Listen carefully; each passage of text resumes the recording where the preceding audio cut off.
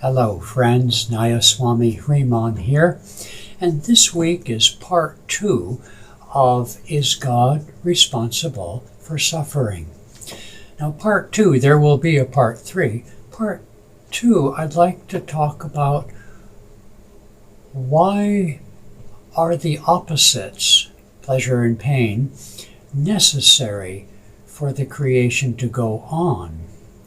Okay, so imagine now, we're going to play God for a minute, okay? So there you are, God. You're awesome. You're blissful. But you've got nothing to do. Hey, you don't have to do anything, but my goodness, feeling so blissful, and bliss by itself is expansive and seeks to express itself.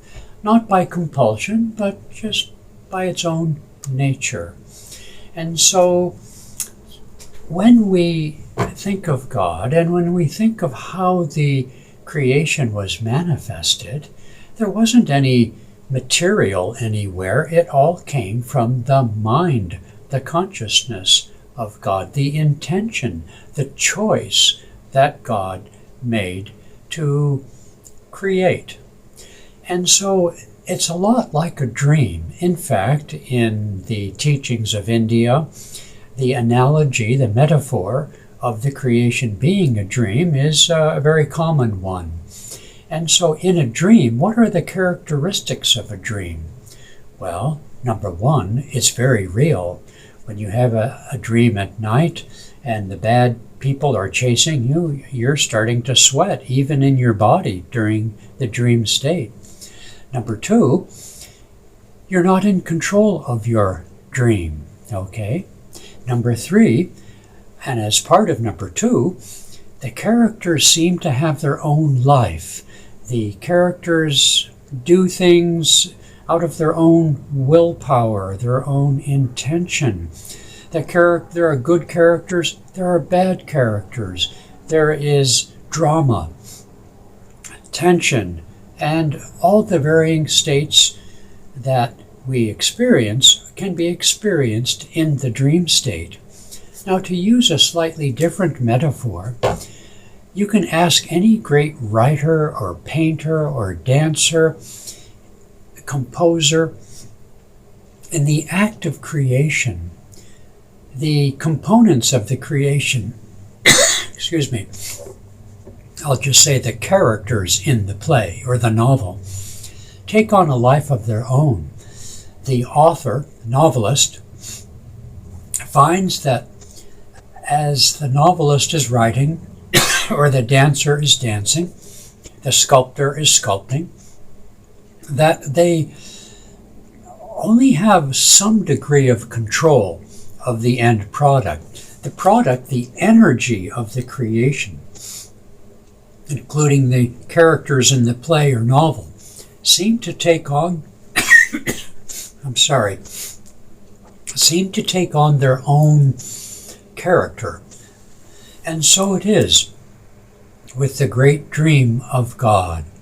Number one, science behind all this nowadays corroborates the fact that the substantiality of matter is but an illusion. The metaphysicians of ancient times, East and West, have always said the same thing.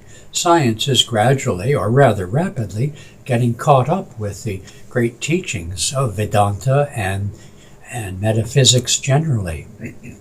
So the substantiality that we have in our body and in the things around us are an illusion of an electromagnetic illusion.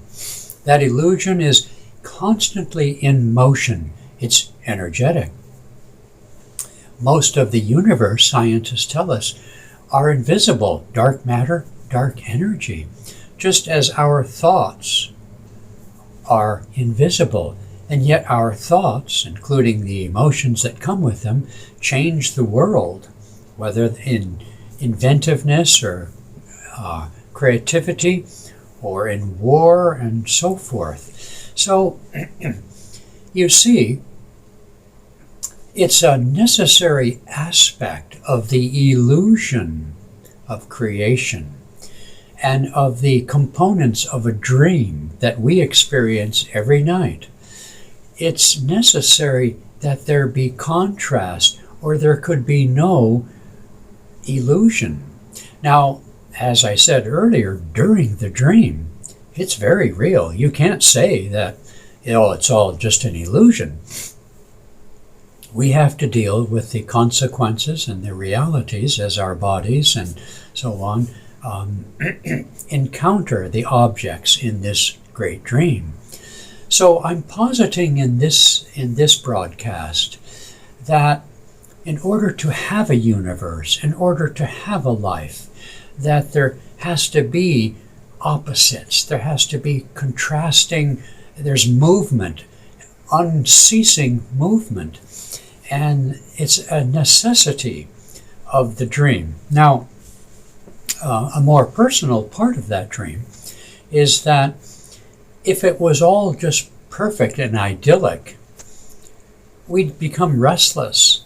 If you read a novel and it was all sweet light and harmony, you'd probably close the book at page 10. It just gets boring. That's another a psychological aspect of good and bad, evil and suffering and so on, is that the one is a necessary aspect of the other. Without the opposites, it just wouldn't exist. We wouldn't notice it. If everything were wonderful, we wouldn't call it wonderful, as I said. And now this brings me lastly to Adam and Eve. They get a lot of brickbats, but not only do all of us make the same decisions every day, particularly as we move into puberty, we want it all. We want to experience the good and evil of pleasure and pain. Well, we don't want to experience pain, but we certainly would like to experience pleasure. But unfortunately, as I said before, the warp and woof of the experience requires the experience of the opposite. Okay? That's nobody inflicting anything on us. It's the necessity to have this. Now, Adam and Eve, therefore, there they were in paradise. But there was one little piece of sand in the oyster of their happiness, and that was the tree of the knowledge of good and evil. As God made a choice to create, so all things in creation are endowed with a sense of choice. And that choice is the magnetism of going back into the silence, into the spirit, into the oneness of bliss, or the attraction of the opposites, knowledge of good and evil. So you see, these are impersonal elements of consciousness, impersonal elements of what it takes to even have the great drama of this dream state. And so in my next broadcast, we'll make it more personal and talk about, notwithstanding these great impersonal forces and attractions of one and opposite of the other, why the dice are loaded.